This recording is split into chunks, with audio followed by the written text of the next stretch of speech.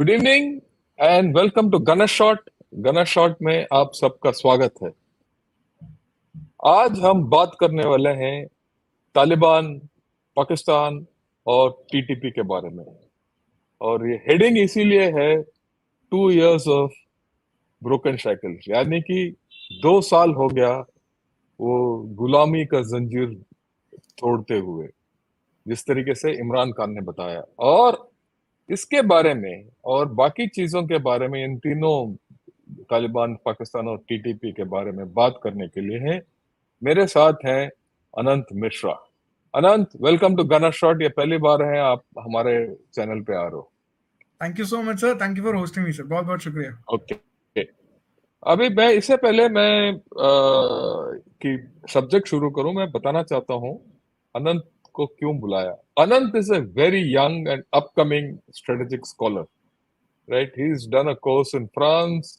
He is virtually encyclopedia कि तालिबान में क्या हो रहा है, अफगानिस्तान में क्या हो रहा है, टीटीपी में क्या हो रहा है, और ये टीटीपी, तालिबान और पाकिस्तान के बीच में क्या हो रहा है, तालिबान और हमास के बीच में क्या हो रहा है।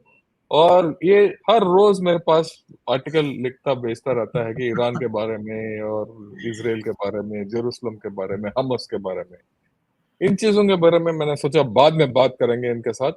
पहले जो हमारा दोस्त पाकिस्तान, राइट, ओके, उसके बारे में, जो वो झेल रहा है, उसके बारे में हमने बात करने के लिए इनको बुलाया। Okay, to set the stage as to क्या करना है, I give a little background, उसके बाद आप बात कर सकते हो आनंद।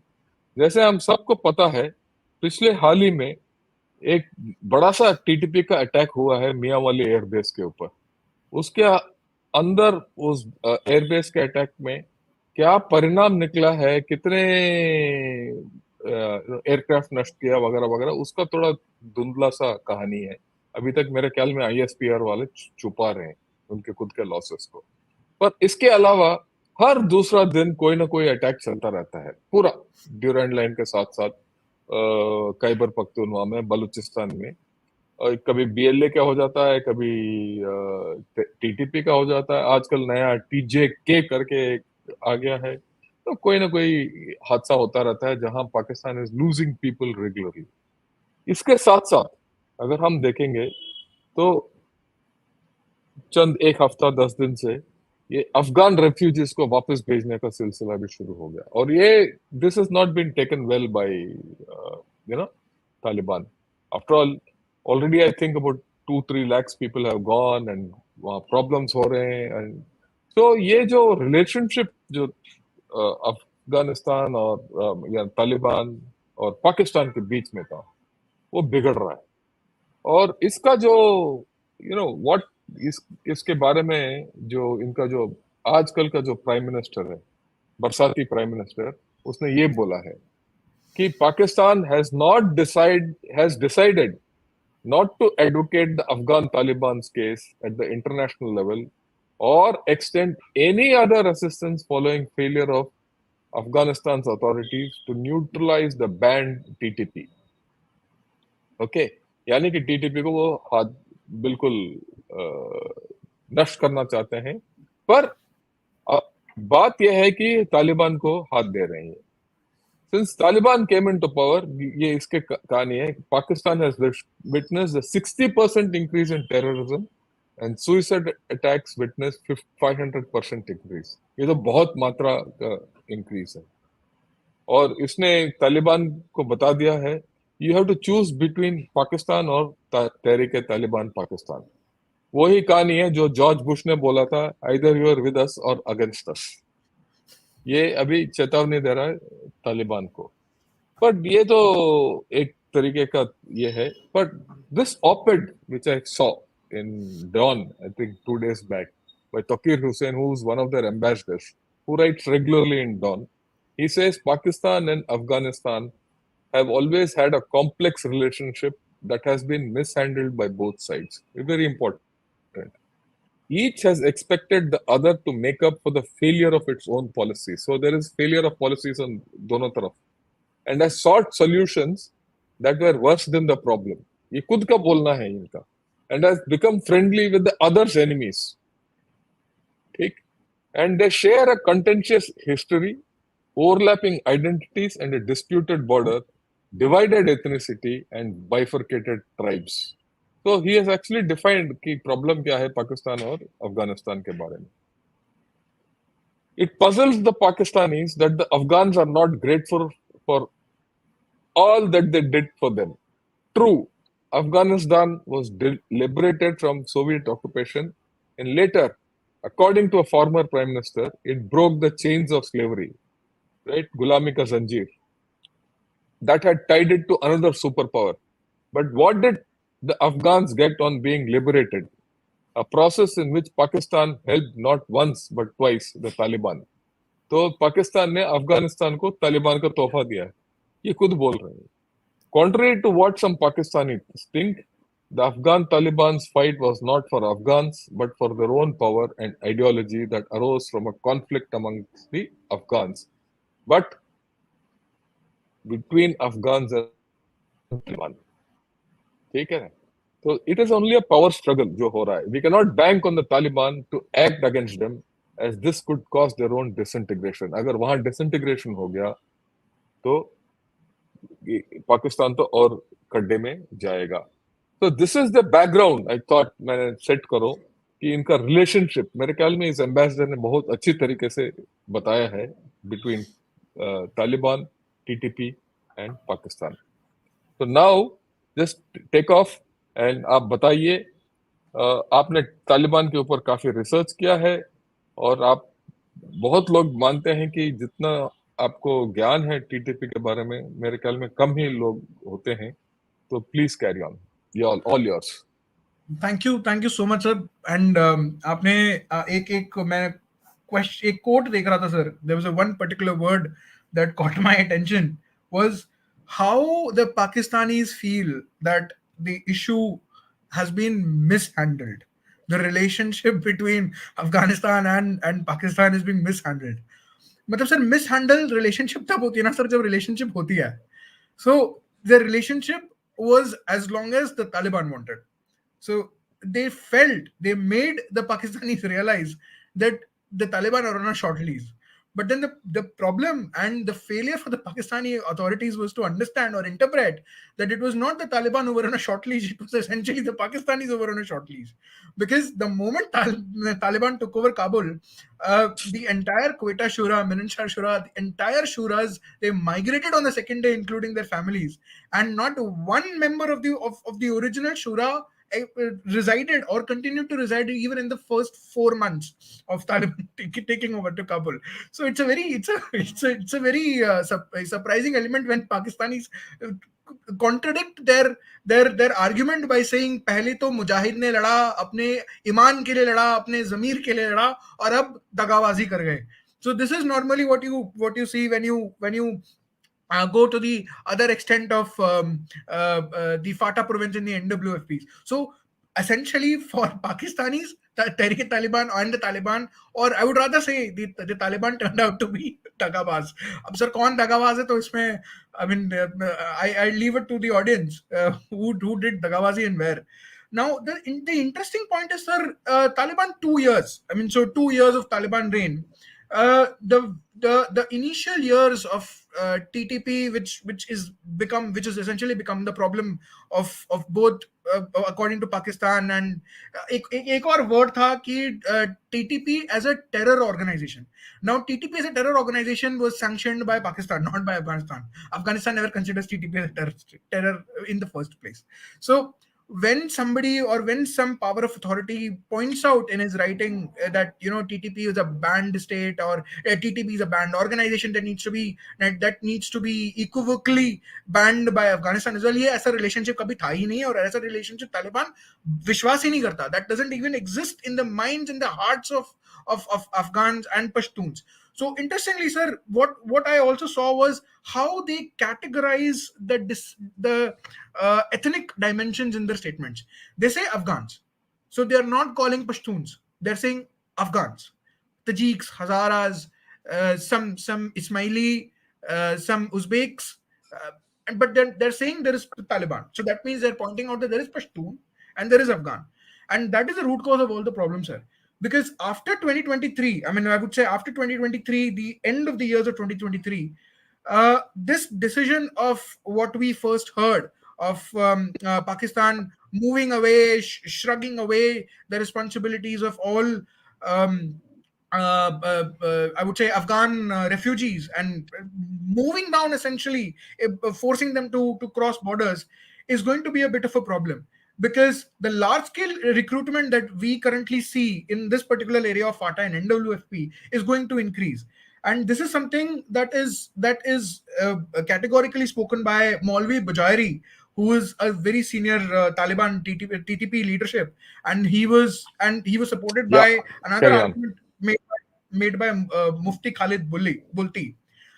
Sir, interestingly, TTP as an entity that we bring in with Pakistan coming in, TTP recruitment, or the rise of TTP, or major percentage of TTP recruitment, doesn't happen in Pakistan. Let me be very categorical about it. It happens in Paktika, Nangarhar, Khost, and in Kunar provinces, which are bordering the Bajo district of Pakistan. So all these provinces are at the Bajo district. They share borders with Pakistan, with the Pakistani border state of Bajor. Now, the continued emphasis of Pakistan by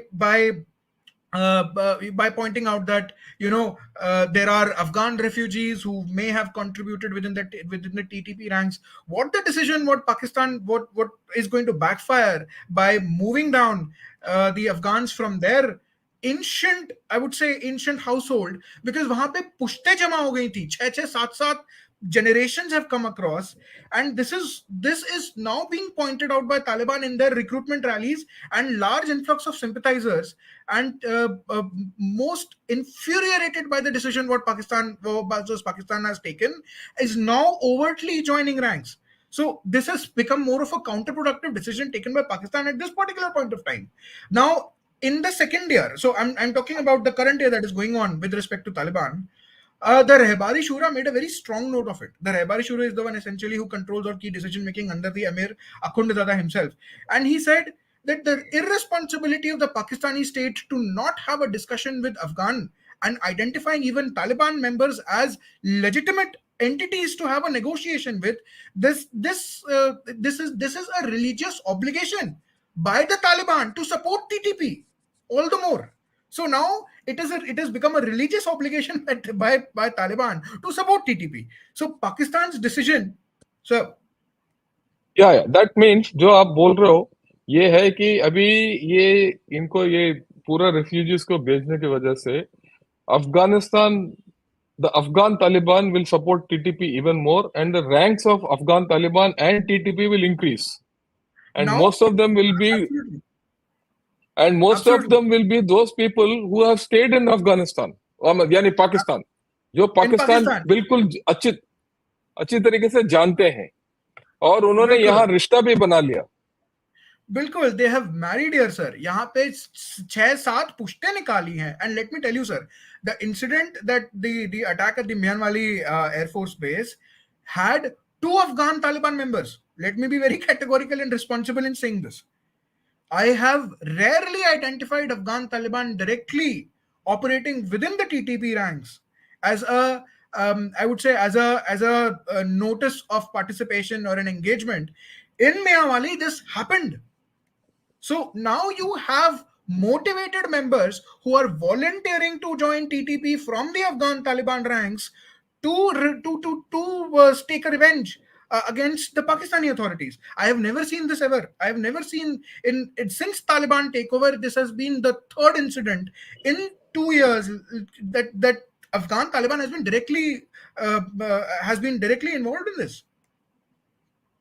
Okay, चलो आगे. So now what happens is, sir, now this has increased the Taliban ranks to be more sympathetic, and let me tell you, the leadership council, the Rabari Shura, has become more, I would say, hell bent on strengthening the TTP ranks. Now the idea is to, how do you intend to project the growth of TTP? What Taliban is currently doing is they are focused, after the decision of moving away the refugees. They've restructured the TTP in a bit. they are going to have more number of affiliates coming in from FATA and NWFP. So there were initially recruits coming in from the provinces inside Afghanistan. So they've abandoned the policies of recruiting within Afghanistan itself. Now they're emphasizing on making recruitment inside NWFP and FATA provinces. Second, what they've done is, sir, they've centralized their organizational structure. Now, instead of shadow provinces, what they've decided to do is, instead of nominating a provincial, I would say a provincial commander from or a provincial governor as a shadow governor from Afghan Taliban, they've started picking members or loyalist members who've been members of the Taliban since the Tehrik-e-Taliban's existence. Now they are the ones who's going to take responsibilities in the centralized structure. So those who were essentially Pakistani Pashtuns are now going to take up going to take leadership appointments in this centralized structure, which will have one emir only, which will again have the I would say the citizenship or the relationship with some history with Pakistan. Now, this decision has largely made them focus on local objectives. Now, when I say local objectives, I will give you a huge detail as to what they intend to do. But they've also restructured their policy by expanding influence through affiliates. Now, in 2019 and 2020, if I do a comparative analysis, TTP's inclination to grow the affiliates, the inclination and the level of achievement was quite, I wouldn't call it escalated, but then with the coming of with the decision that the Pakistanis have taken and the 2 years of confidence that Taliban has, TTP has over 23 affiliates, and most of them are local factions. Most of them have regional influence, and they have categorized recruitment of local affiliates on the basis of regional influence. So since 2022, if I may say, from January, I have identified 11 factions who are currently affiliated since 2022 with certain regional influence.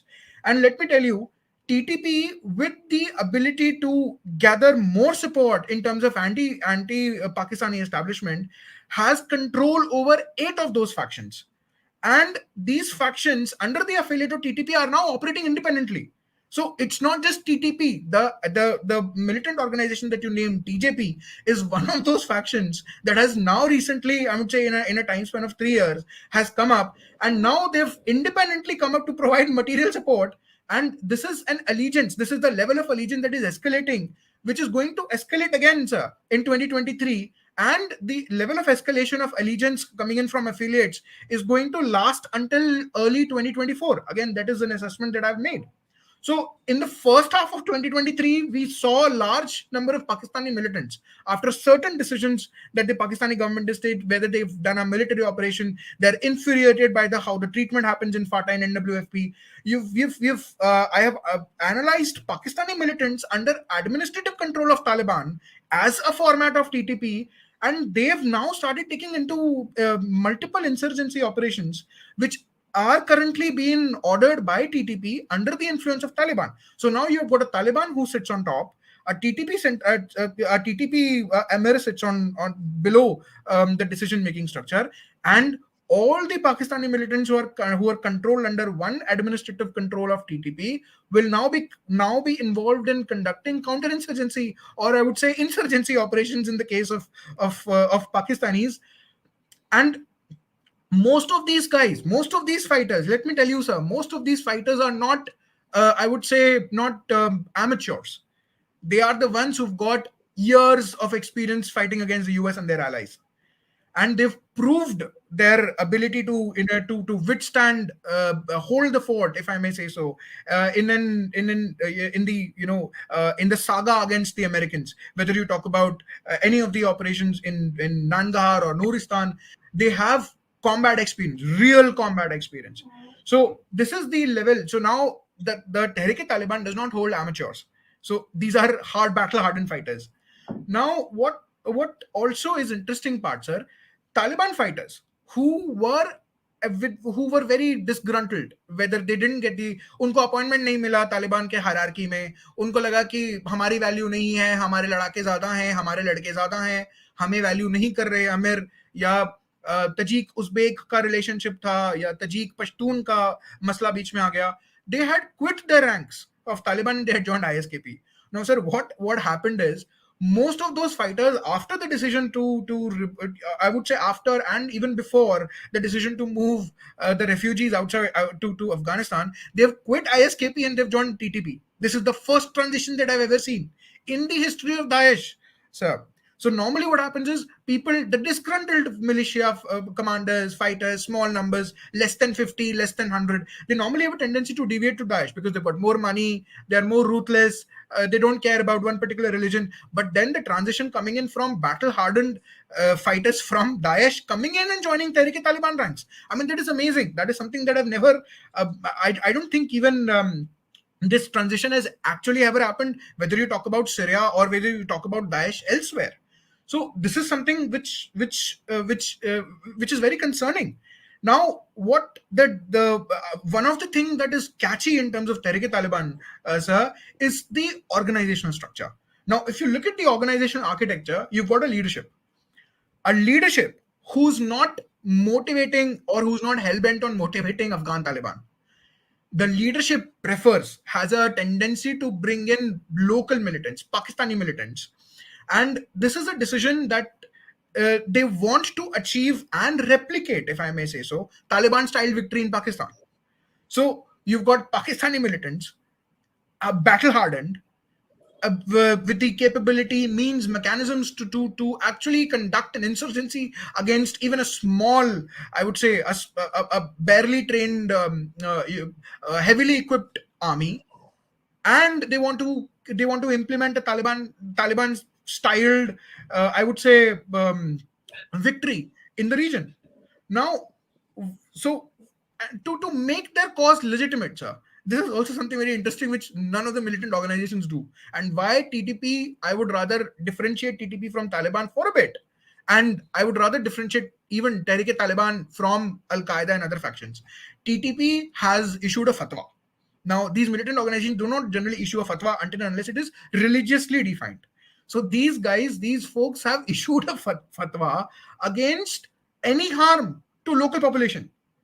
So what they've done is, if they identify that there is a mole in, let's say, in the presence of FATA or in NWFP in regions in and around, they don't kill the individual per se, or they don't harm his family like Taliban used to do in early 1996, or they did when they came to power in 2021.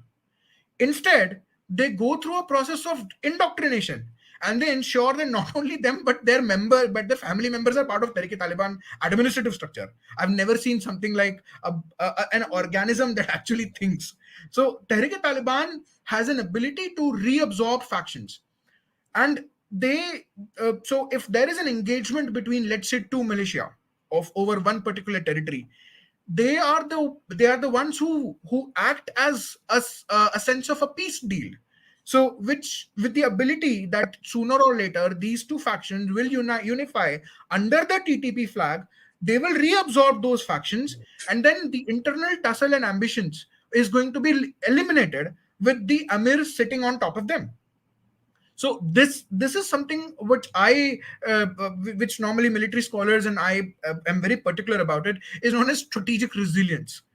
I have never seen militant organizations and Islamist factions particularly demonstrating such type of an resilience. So what TTP now has done is, it has started growing affiliates in the presence of this. I mean, the way that they've bolstered themselves. Now, this has resulted TTP, which is humongous amount of volunteers. They are no short of supply for battle hardened troops, and I'm not just talking about the commanders level. I'm also talking about the junior ranks as well. And they don't have, and most of them are willing to fight Pakistani residents, Pakistani Pashtuns willing to fight against Pakistan. Now, so I asked myself as to what are the possible areas that one could possibly go if we intend to find battle-hardened troops to recruit. Incidentally, most of these recruitments are happening in three different regions of, let me tell you, of Khyber Pakhtunkhwa: Lakki Marwat, Lower Chitral, Khyber, and Bannu districts. This has become an area of massive recruitment. They essentially have recruitment posters with individuals who sit and stand, who basically make a stand, sit on a pavement of some sorts, and they have open recruitment procedures. And this has been going on since January 22. So the eligibility criteria of being a member of TTP is you need to be a Pakistani national. You need to be motivated, and the rest the TTP is going to take care of it. This has provided a strategic opportunity to TTP, sir. Let me be very categorical in saying this. In the areas of southern Balochistan, where that mostly in the tribal district of North Waziristan and Khyber Pakhtunkhwa. Now, what they've done is in this area there was certain presence of Baluchi militant groups until 2022. Now what happened is TTP started expanding its influence because आपके लड़ाके बढ़ गए. जब आपके लड़ाके बढ़ गए तो आपका area छोटा पड़ गया. जब आपका एरिया छोटा पड़ गया तो आप जो है वो बगल के एरिया में जाने लग गए. Now this was a problem for Baluch, particularly in dominated areas of Baluchistan, provinces of Pakistan. And this is going to be a possible clash, sir. Let me be very categorical for in terms of even if I not term this as a civil war concept.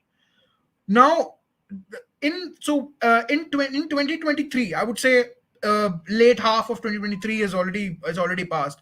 By early 2024, there is going to be a huge there is a possibility that at some point of time TTP's influence is going to be so grown that they will be matching up to the Baluch levels with the Baluchi Liberation BLA, the Baluchi Liberation Army. Now, not just that, sir. North Waziristan is essentially going through a contention plan. The contention is between the Hafiz Gul Bahadur group and the TTP. So what they've done is North Waziristan is going to be is essentially, sir, a point of I would say a point of contest, where you not only have Baluchistan, you've also Baluch groups, you've also have Hafiz Gul Bahadur groups, small factions that have been dominated the areas since inception. They've been present there since the Mujahideen first entered into to the sands of Afghanistan. So the problem is going to be and let me tell you, that is not the problem, sir. The problem is going to be for the ISI trained Islamic militants. Now, ISI has been training Islamist factions. Those were once affiliated with Taliban.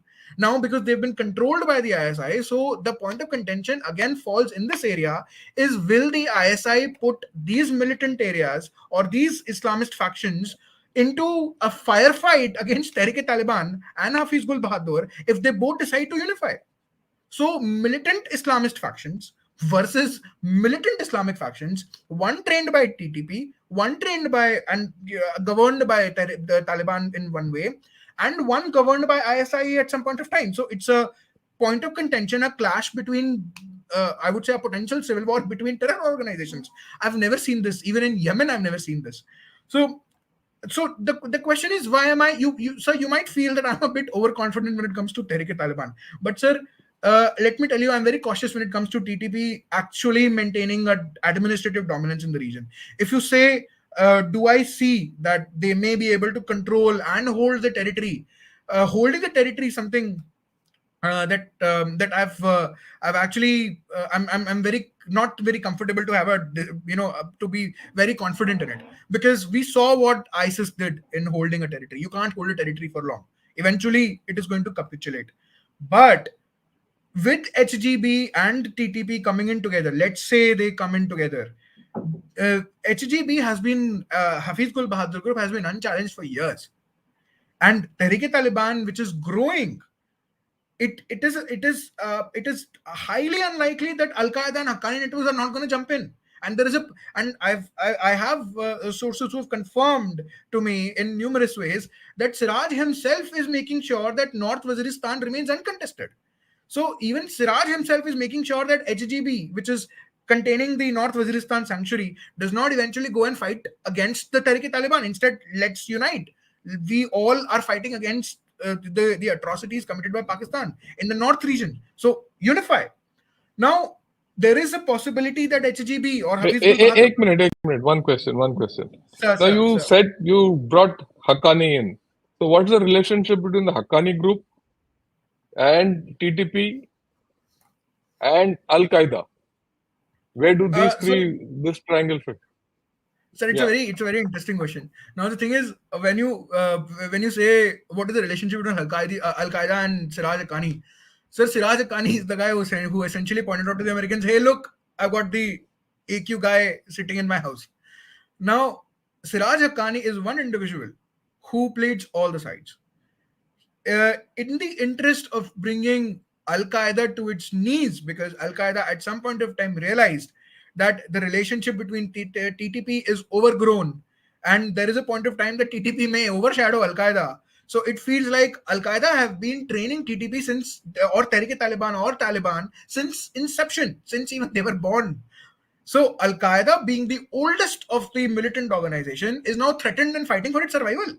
So Siraj is a guy, is an individual, a very, very smart man, who would, with a not even waiting for a whiff, is going to sideline AQ, merely limiting his power as an advisory capacity, and probably in the Shura, if there is, because there isn't one right now, and completely isolate Al Qaeda to perhaps to a propaganda activity with barely manpower strength that they currently claim to hold, and isolate them to limited decision making only in the level of information warfare. So it's going to be Siraj's show, because Siraj holds the key. And sir, let me tell you, this is very interesting, because we say that this is Taliban 2.0. Essentially, this is not Taliban 2.0. This is Taliban 3.0. So we don't, we have a tendency to not cultivate or even accumulate the number of years the Taliban has been under insurgency. 21 years Taliban has fought under insurgency, sir. And there have been 3 Amirs in total. And with the previous Amir, the Haqqani group were so much involved in the engagement of insurgency that Haqqani were essentially elevated to the level of decision making even then, when Taliban 2.0 existed during the insurgency years. So Mullah Baradar and Haqqani are the oldies guys. They're the veterans of this war. They've been veterans of the previous war. So for the relationship to survive, there has to be a relationship in the first place, sir. So to answer your question and to summarize what you've asked, sir, Al-Qaeda is finished and is largely going to remain as a, I would say, an advisory capacity at best, or perhaps do an information propaganda through the mediums that they use. Still trying to propagate and motivate more fighters to joining the ranks. But that's it, sir. Their physical presence is completely over. They don't have a face for it. Most of the faces that you see currently in Al-Qaeda are younger lots that were born after 1998 or 1999. They don't even have the manpower. So the current Al-Qaeda guy who's got some influence is essentially sitting in Somalia. He came all the way from Al-Shabaab. So Al-Shabaab has affiliated to Al-Qaeda, and that is the reason why Al-Shabaab is now nominating one representative to sit here in Afghanistan. What does Al-Shabaab do? So it's a completely cut off. The game is over for Al-Qaeda. Now, what does Siraj's plan is in this entire ecosystem when it comes to, I would say, Al-Qaeda, Haqqani, and Taliban? So Taliban, we also must understand that Haqqani is a nominated member in the Shura. And he is also the Minister of Interior and also holds two different appointments, including the intelligence branch. So he is in terms of, if I say in a legitimate state, if I may compare the decision making, is he's Minister of Interior. So he holds a political appointee, a political nomination as well. But the Tehrik-e-Taliban picture and the picture for the whole gambit of what Haqqani is going to do, Haqqani is still going to have its relationship with Pakistan. Now, this is something the Taliban will never, I would say it's a nightmare for them, that they can't actually close the door and shut the light off. Haqqani's, in spite of having all affiliations to the Emir, in spite of having a political appointment, will always keep one door open for the Pakistanis, because the Pakistanis are one of the reasons why he made who he is. So he is the entry and the exit point to Pakistan. If Taliban wishes to have a backdoor communication, they're going to do it through Siraj Haqqani. I think one of the reasons why they've nominated him to a level of MOI and to the level of intelligence GDI, there were initial scenarios where ISI actually went in to train GDI. There were advisors from ISI, military advisors from ISI actually training the GDI. But then this relationship couldn't continue because of the firefight along the border, and then the whole issue of Durand Line came into play. So to answer your question, sir, Al-Qaeda is finished, and Siraj is going to be the entry point for Pakistan and the exit point for for Taliban relationship with Pakistan as well. And it's going to have a huge impact on Tehrik-e-Taliban, because if you look at the presence of where Tehrik-e-Taliban is and HGB and all these smaller factions are, Siraj Haqqani is in the best position to negotiate a peace. And let me tell you, sir, for a few, if this situation would have been escalated, I would have guaranteed that Siraj would have been the point person for Pakistanis to approach Tehrik-e-Taliban for a peace deal. Okay. Now tell me, what are TTP's plans? ये तो आपने बोल दिया कि they are doing recruitment, ये वो and all that. What is their Right, sir. aim? What do they want? वो तो बोल रहे Very हैं शरिया interesting. लाओ वगैरह वगैरह. बिल्कुल, But that is a right, big sir. aim. Immediate क्या करना चाहते हैं वो? Sir, Tehrik-e-Taliban is going to focus on two things. उनका सीधा सीधा कहना है, हमें दूसरे मसलों में नहीं पड़ना, पाकिस्तान अफगानिस्तान हमारा सबसे बड़ा और अहम मसला है. So the nature of TTP, if I may say so, sir, is rooted in local sentiments, and they are very affected by Pakistan's tribal politics. Now, Pakistan has a very long history of tribal politics. They are more interested in focusing what the local level is. So their objective, if I may say so, sir, is to contain and expand their territory in Pakistan and Afghanistan. Now you may argue, sir, that TTP does, because Taliban also, just like TTP is just part of Taliban only with the same centralized structure and decision making and taking orders from Emir, must have extra regional ambitions as well. But with the ability and the focus and the manpower that Taliban has, including the recruitment posture and everything, that I can only point, which actually I can pick up the crumbs and I can tell you, is they're not interested in supporting jihadists elsewhere. And this is a narrative that Al-Qaeda used to play. They used to remind suicide bombings of how particularly the CIA base in Khost. There was one of the which has become one of the testimonies in State Department as well. But under Mufti Noor Wali Masood, it is highly likely, and I'm telling you with nobody's 100% sure, sir. And the intelligence is all about pointing towards where Assessment. actually, sir. I mean, I can point towards one particular area, but then it's highly likely and for TTP to remain a transnational approach, in particularly with respect to Afghanistan and Pakistan. Now, where do you? So you may point out to me as to where does this lead to, or where are you coming from? Now, Mufti Masood, if you look at this individual's character, took up leadership in 2018, sir.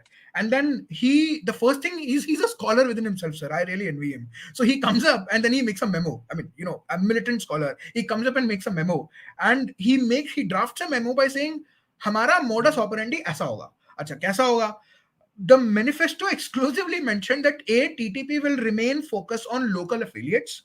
They will make a commitment of focusing their fight against the Pakistani state.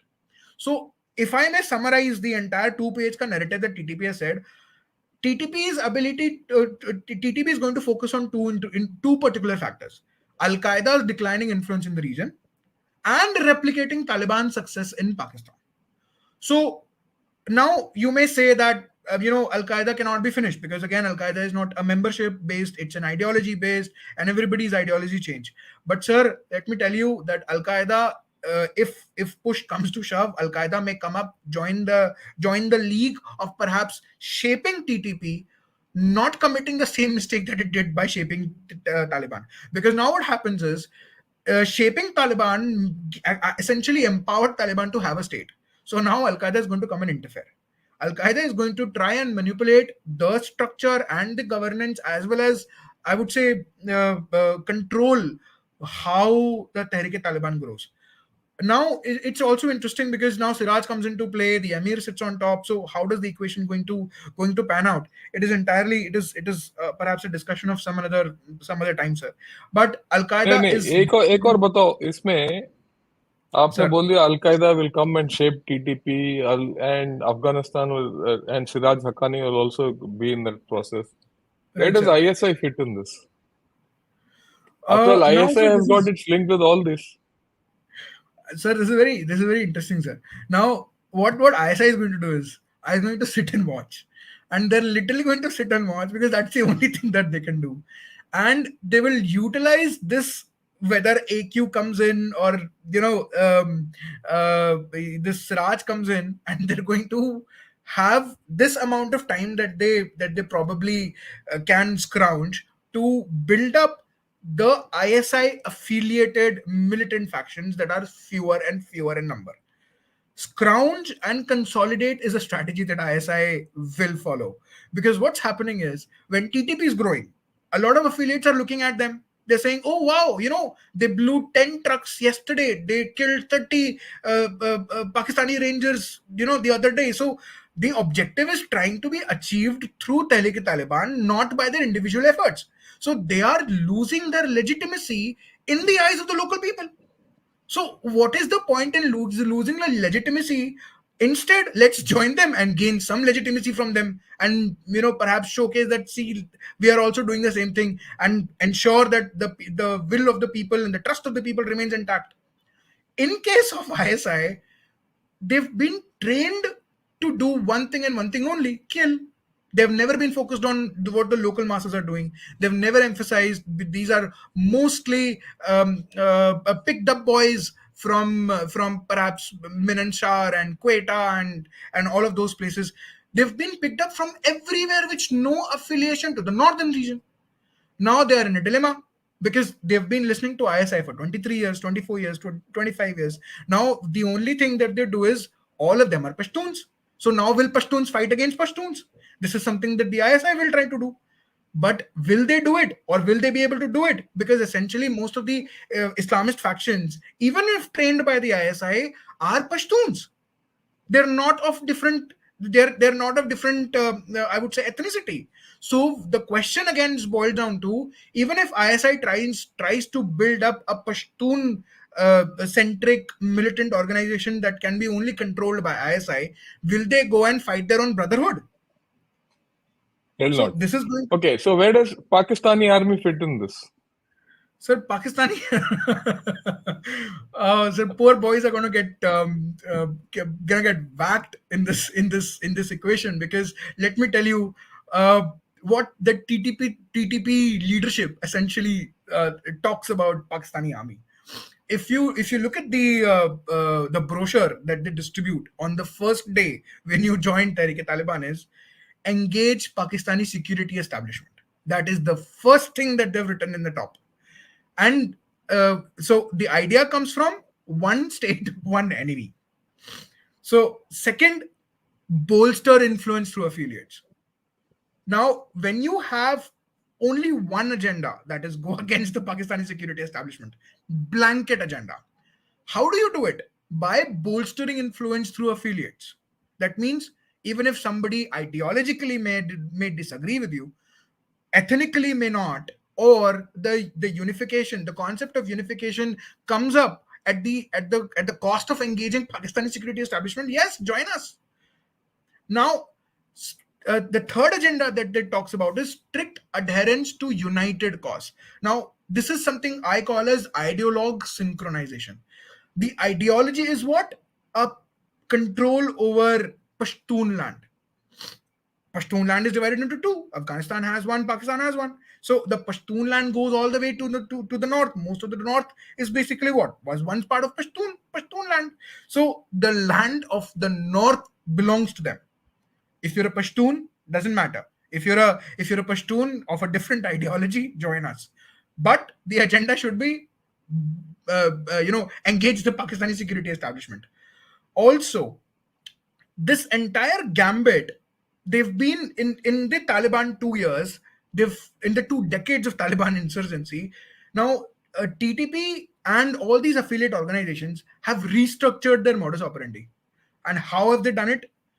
Again, Pakistani jihadists. So everything has a Pakistani element into it, sir. I mean, it's a very so. So they've grown out of Pakistan like amoeba, and they're now going to attack them. Absolutely, sir. So the question that you asked is what happens to Pakistani boys is they don't have a land to defend. Right. Because if you look at the Pashtun land is so huge that the entire frontier force, I would say 4 divisions of frontier force essentially comes on Pashtun land only. So if they decide, if all Pashtun led Islamist factions, whether you talk about HGB or Baluch or TTP, does decide to unify, sir, they are going to drive them into the Arabian Sea. That is the whole concept. So that's the, Okay, sir. fine. Now the next question is, what is the level of coordination between these Baluch guys and these chaps, and how are they coordinating, and what is the future in Baluchistan? Now, sir, that's very interesting. TTP is like a young, ambitious organization, true to the cause, has the ability to influence people, wins the trust of people. I've never seen an institution, sir. I would rather call this as an institution because it's a very structured and organized way. If you look at how they function, I've never seen a militant faction that structures in the way that, bolstered influence, strict adherence to united cause. Like Taliban, we'll focus on local recruitment, expansion of local affiliates, prioritize Pakistani jihadists. Unlike Taliban, TTP, we will not go into fighting along the borders, or we will not even think about what's happening in Badakhshan province. That is not our area to operate. We will only limit our focus on supporting the Taliban in Afghanistan and getting the areas that we were essentially lost in Pakistan. We will renew, and then again, they talk about stuff. They talk about tactics that Baluch and HGB groups have never even, I would say, may have pondered at some point of time, but never had the ability to actually strike or write in their modus operandi or propaganda materials. So TTP says that we will renew our campaign to target political elites. I have never seen a militant organization that actually goes up and says we will kill political elites. We will target them. We will target them in their homes. Tehrik-e-Taliban has written it very categorically in its recruitment propaganda, and continue to blame. They added on, then continue to blame civil and military leadership, who's basically hell bent in corruption in the north. And this has resulted in, so again, they are also believing in one of the ideology which comes up by saying they are the ones, these corrupt political leadership are the ones who are creating severe economic crisis, and that is the reason why we have a sole, I would say, a pure park cause of neutralizing them, because they have been stealing the money. They have been stealing through corruption the money from the people. Again, the people concept comes into play. So the level of trust they have on the people. Now, sir, when you talked about what will happen to the Baluch group. Um, this is where Siraj's role is going to play. And again, sir, this is a hypothesis that I've put in. There are three scenarios that arise from TTP versus HGB and Baluch. The first scenario is all are Pashtuns. Now, even Baluchis, they have a certain sanctity towards the Pashtun land. So, because again, the Pashtun land was taken from them, not from the Baluchis, but from TTP. So they know the pain of losing their own land. So the ability to sympathize with TTP is the first in the chart. So the Baluchis may come up and say, okay, so this is going to be our area, this is going to be our area, we are going to live in peace. The second scenario is there could be a power tussle. Now, if there is a power tussle, TTP is a huge Pashtun oriented organization which can literally take over Baluch at any point of time. Now, the Baluchis are smart enough to do this. And what they've done is they've started doing combined operations already. Now, when you have Baluchi groups, part of Tehrik-e-Taliban, operating against the Pakistani state and the Pakistani military per se, there is a level of bonhomie that develops with time that actually takes a lot of time. Now, 2025, let's say projecting this into a hypothesis, this relationship is going to grow. Now, in as like all militant organizations, ambitions is going to come up at some point of time.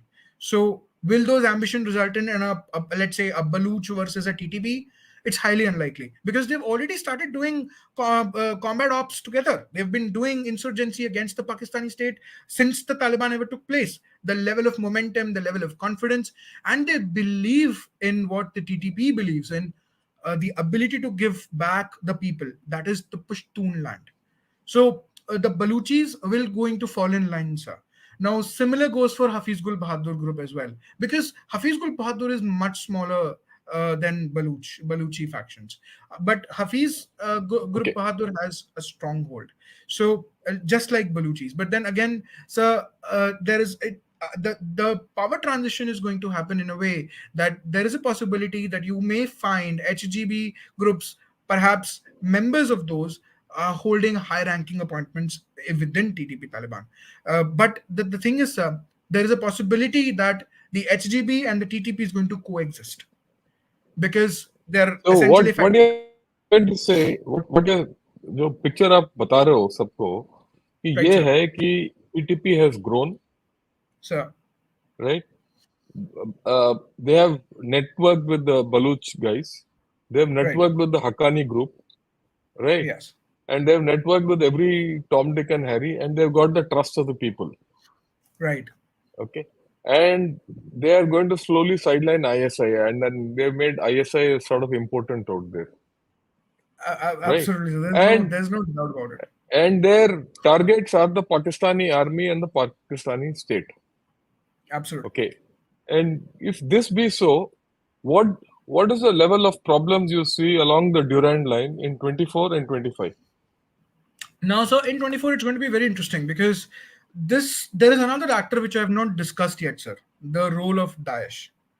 And with the level of prominence TTP and I wouldn't call Baluch and HGB as coming up to at par with TTP. So I would rather refer to TTP as a much larger, broader umbrella organization with the possibility of Baluch and all of these organizations under them in governance, sir. Not in terms of in administrative per se as well, but not in terms of operations. So they've got agendas of their own, which the TTP is not going to touch. Again, this is a hypothesis that I've come up with. So there is a possibility that TTP will put all of them under one unified umbrella. Now, taking TTP as in the context of a unified umbrella, Daesh is watching this segment, and Daesh is wondering, where are we going to be? Because Taliban has controlled in the Taliban has I would say a significant control in the south of Afghanistan, which also stands the borders of northern Pakistan. So the borders are sealed. Now the border area is contained. The eastern provinces in the hinterlands has already been won by Taliban. Mazar, you win Mazar, you win everything. So the Mazar is being held very strongly by Taliban. I would say Nangahar, Loya region, Paktika, all of these have been stronghold. Helmand, then you've got Vardak, Kapisa. So these are all stronghold, very stronghold commanders, provincial commanders, very hand-picked loyalist by the Amir himself. Now, where does Daesh comes into play? Now, in 2024 and 2025, sir, the situation is going to be like this. Daesh will continue to exist. The existence of Daesh is going to be, I would say, significant, because what happens is, sir, Taliban, nonetheless, we may not.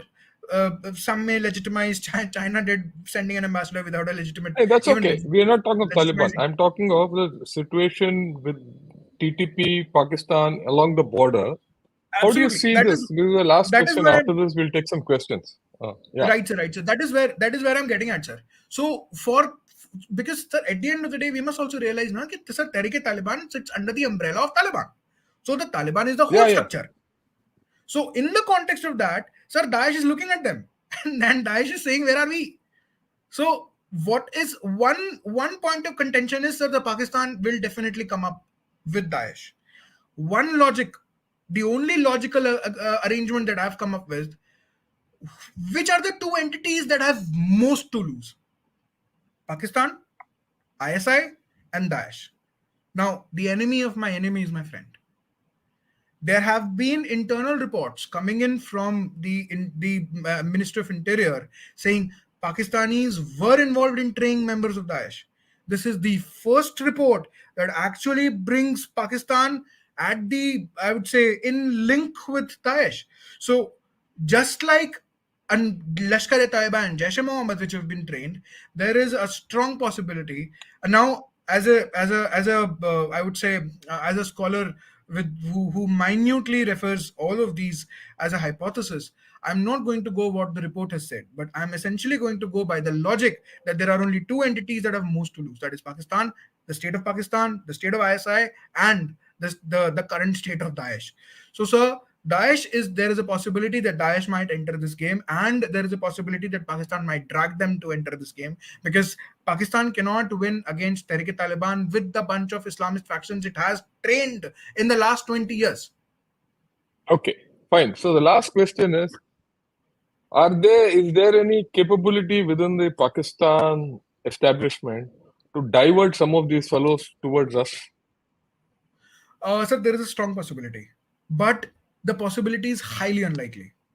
Now, when I said there is a strong possibility, they will definitely do it. They've been doing it, sir, but they don't have a choice, because when you have limited resources, एक तो लड़ाके ही नहीं है sir. So जब अब लड़ाके ही नहीं है, and अगर आप लड़ाकों को हमारे यहाँ भेजोगे, तो आपके लड़ाके तहरीक-ए-तालिबान के साथ कौन लड़ेगा? So either what they are going to do is they are going to train LET and Jaish, continue to do so, send some of the guys here, and replace those ranks by Daesh. Now there is also a so that means possibility. the threat from I understand. So the threat from Taliban and Pakistan and ISI towards our side has reduced quite a bit, because TTP is doing all its business. Okay, so we'll take some questions here. You have actually painted a big picture, which is it's like a Picasso's picture. जो देखो वो जो समझो वही सही है. But then that's how this whole story is. Okay. Right, sir.